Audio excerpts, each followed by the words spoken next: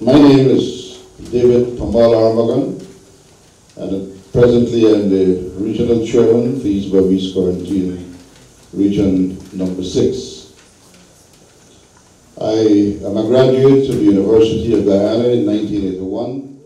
I have a degree in economics. A long time ago.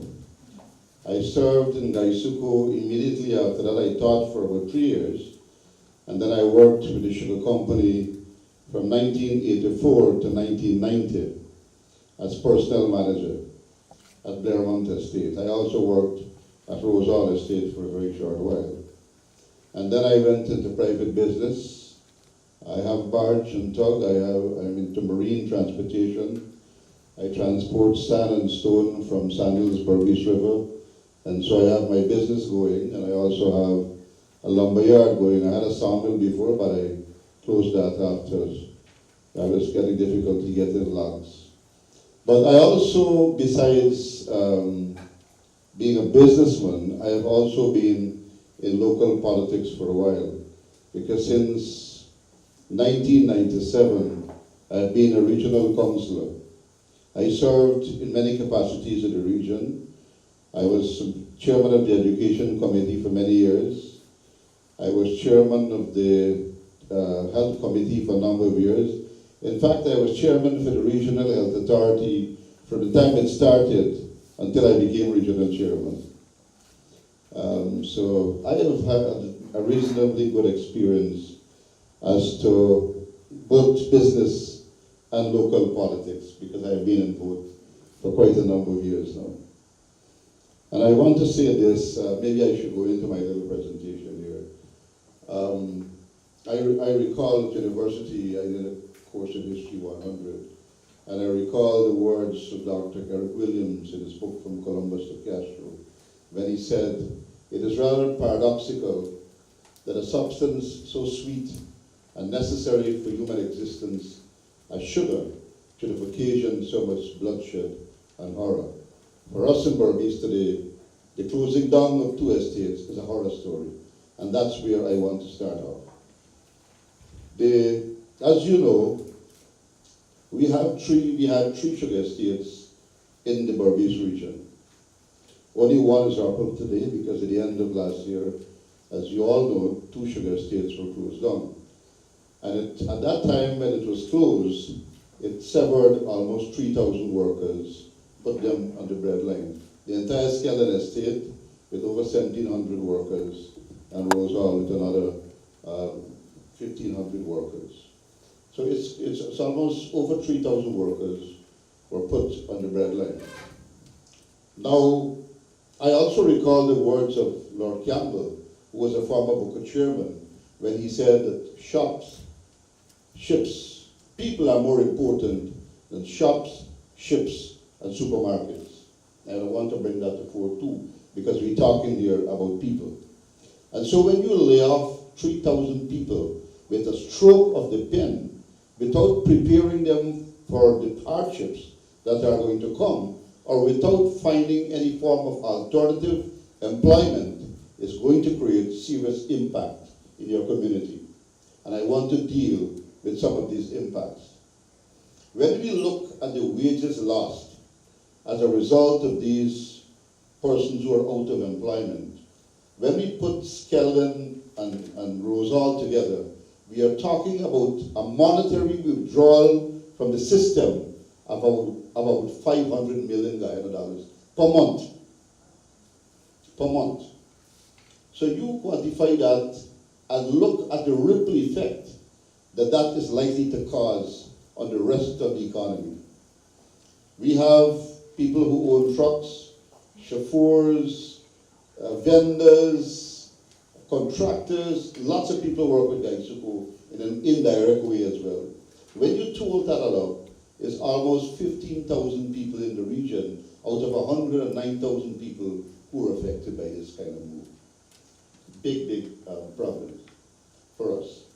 And you also probably would know that most of our communities outside of the rice area resides around the sugar estates area, and they have been having services from the estate over the years to which they were getting free basically. Now, let us look at some of the impact. The first one I talked about there is a monetary impact, which means that businesses that depended on Guysuco, even the supermarkets, will have to now contract their business because $500 million, ordinary sugar workers don't save money. They spend all. Right? You do the research, you will see that they pay their mortgage and the rest is spent. So you're talking about all this money that should be circulating in the business community has been taken out. Now, what I have seen in the region so far is that sales have dropped by about 30%. And I'm sure the business leaders here will tell you that sales have dropped by almost 30% in the region. It means, therefore, that 30% the economy has gone down, the regional economy. Also, if you look at construction, hardly any construction is taking place within the region. So we have heaps of sand, and my business too is affected, heaps of stone, large quantities of lumber, cement, and everything in big stocks, because it is really not moving in the Berbice community today. Besides the economic impact as a result of unemployment, and you know unemployment generates more unemployment too, because once there is a withdrawal of money from the system, you find that business people whose sales are cut back by 30%, they would naturally send home some people because their business would have contracted as well. And so they will also be sending home. So it brings more unemployment in the Berbice community. The social impact.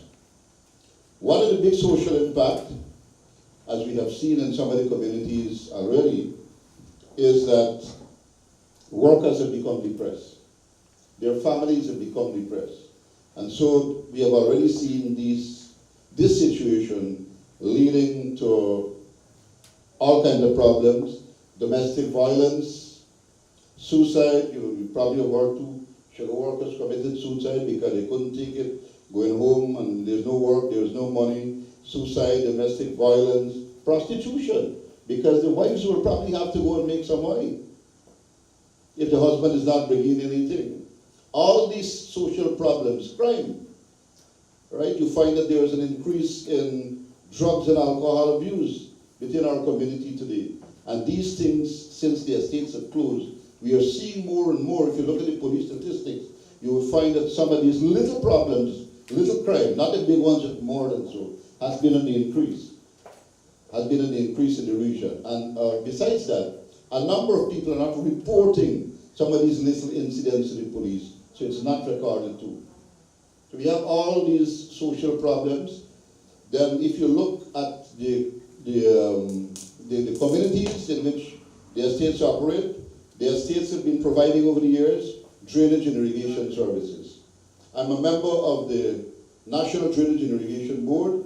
When I left the meeting, that's why I'm here today now. I was surprised to know that NDIA is paying Guysuco for services now that it will have to render to the community in terms of drainage and irrigation, $1.7 billion. $1.7 billion. What is the sense then in not wanting to give Guysuco $8 billion, and now you got to give them alone in terms of DNI services $1.7 billion Guyana dollars, right? Because it strikes me. When I heard that figure today, it struck me, oh, this thing is a bit senseless. Because if you got to pay back for all these services that Guysuco will now render for the Drainage and Irrigation Board, then you have to pay back all that money. Dispensary services, medical services, over $35 million a year per estate. It is going to put more problems on the public health sector, which is already dwindling for lack of drugs and lack of equipment and lack of medical services within the hospital. Because the estate used to take off a lot of the sick people from the sugar estate area. They would go to the dispensary and they would have treatment and so there. The other thing, families would be dislocated because male members of the family will now have to migrate out of the region for look for employment, whether within Guyana or outside of Guyana. And we are seeing that already. People who have visas have started to move to America to see if they could find a little job to sustain their families. And we are seeing inward migration too. People are moving out from within here to other places in Guyana where they can find employment. So the family, the structure of the family, which is so important for the social fabric of our community, is now being damaged because of this particular move. It is being damaged. And then you also have to look at our children's education. Once there was employment within the Guysuco, I have known many sugar workers' children have become doctors and lawyers and engineers and technicians and everything else. Would they be able today, where they don't have a job, to send their children to that level of education? So we might very well see a higher level of illiteracy within our community as a result of that kind of problems that we face. So we got myriads of problems, we got serious difficulties, and then children, work is not available. Besides the sugar, the rice industry within the region, there's hardly any other form of employment. And so the workers are finding great difficulty finding employment, the retrenched workers. And if you notice in the newspaper, every now and then, somebody giving them a hamper and holiday, and so, this little handout is sometimes embarrassing, to the workers. So I just want to end on this note, because I've been signaled here that I just want to end on this note, that Eric Williams' horror story is beginning to unfold here. And it seems to me as though profits and other considerations are more important than people. Thank you.